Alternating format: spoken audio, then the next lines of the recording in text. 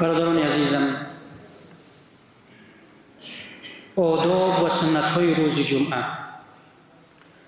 هر مسلمانی که روزی به روز جمعه می رسد باید پیش از به مسجد آمدن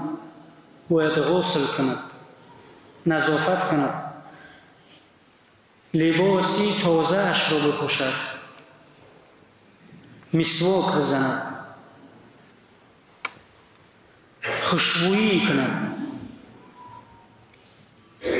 و سوره کهف را بخواند و همین حالت اجابت دعا که گفتیم و گذشتیم، این حالت اجابت دعا را پیگیری کند و کوشش کند که همین روز همه حالتش با دعا و نکوکاری و خیرخواهی باشد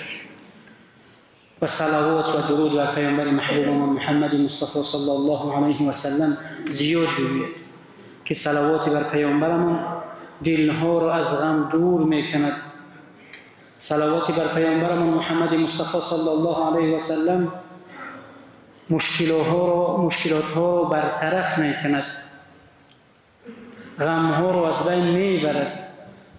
انسان را از همه مهمتر محبوبی پروردگار جل و علا میکند. برادران عزیزم،